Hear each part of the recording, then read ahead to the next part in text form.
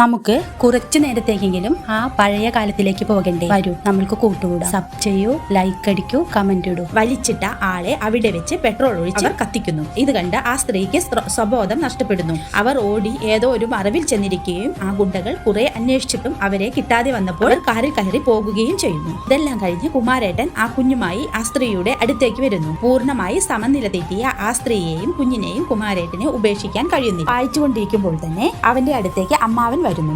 അപ്പോൾ ഉണ്ണി അമ്മാവനോട് ചോദിക്കുന്നു, തന്റെ അച്ഛനും അമ്മയും മരിച്ചത് എങ്ങനെയാണ് എന്ന്. അപ്പോൾ അമ്മാവൻ പറയുന്നു, അവന് കുറച്ച് കടമുണ്ടായിരുന്നെന്നും അവര് രണ്ടുപേരും ആത്മഹത്യ ചെയ്തതാണ് എന്നും.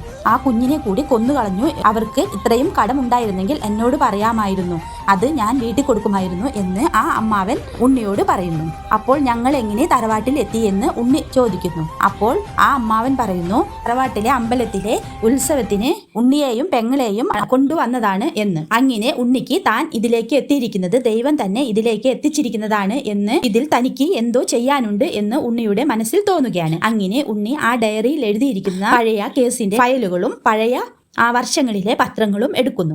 അങ്ങനെ ഉണ്ണിക്ക് മനസ്സിലാകുന്നു ആ കേസിൽ ബന്ധപ്പെട്ടിട്ടുള്ള ആൾക്കാരെ, അതിൽ വാദിച്ചിരിക്കുന്ന വക്കീല്, ഡോക്ടർ, അങ്ങനെ എല്ലാവരെയും ഉണ്ണിക്ക് മനസ്സിലാകുന്നു. അങ്ങനെ ഉണ്ണി വീണ്ടും കുമാരേട്ടന്റെ മകളുടെ അടുത്ത് ചെന്ന് ചോദിക്കുന്നു, കുമാരേട്ടന് താൻ ഒരു മകൾ മാത്രമേ ഉള്ളോ, അതോ തന്റെ 5 വയസ്സിൽ വേറൊരു മകൾ കൂടി ഉണ്ടായിരുന്നോ എന്ന്. അപ്പോൾ ആ മകൾ പറയുന്നു, അങ്ങനെ ഉണ്ടായിരുന്നെങ്കിൽ എത്ര നന്നായിരുന്നു, ഞാൻ ഇങ്ങനെ ഒറ്റപ്പെടില്ലായിരുന്നു എന്ന്. അങ്ങനെ ഉണ്ണി എങ്ങനെയൊക്കെയോ ആ മകളുടെ കോൺവെന്റിൽ എത്തിപ്പെടുന്നു. അങ്ങനെ കുമാരേട്ടന്റെ മകളെ കുമാരേട്ടൻ ഏൽപ്പിച്ചിരുന്ന ആ മകളെ ഉണ്ണി കാണുന്നു. ആ മകൾ കുമാരേട്ടനെ അച്ഛൻ എന്നാണ് വിളിച്ചിരുന്നത്. അച്ഛൻ പറഞ്ഞയച്ചിട്ട് വന്നതാണെന്നും കുമാരേട്ടൻ മരിച്ച വിവരം ഉണ്ണി ആ മകളോട് പറയുന്നുമില്ല. അങ്ങനെ ആ മകൾ പറയുന്നു, അച്ഛനോട് ഒന്ന് വരാൻ പറയൂ എന്ന്. തീർച്ചയായിട്ടും പറയാം എന്ന് പറഞ്ഞ് ഉണ്ണി അവിടെ നിന്നും വളരെ സന്തോഷത്തോടു കൂടെ പോകുന്നു. അങ്ങനെ ഉണ്ണി ഓരോരുത്തരെയും കണ്ടുപിടിക്കുന്നു. വക്കീല്, ഡോക്ടർ, ജോർജ്, അങ്ങനെ എല്ലാവരെയും ഉണ്ണി കുടക്കീഴിൽ ഓരോ തന്ത്രങ്ങൾ പ്രയോഗിച്ച് ഉണ്ണി എത്തിക്കുന്നു. ഓരോ തരത്തിലും അവരെ പേടിപ്പിച്ചുകൊണ്ടാണ് ഉണ്ണി അവരെ എത്തിക്കുന്നത്. പക്ഷേ ഉണ്ണിയെ അവർ ഒരുക്കിയിരുന്നില്ല.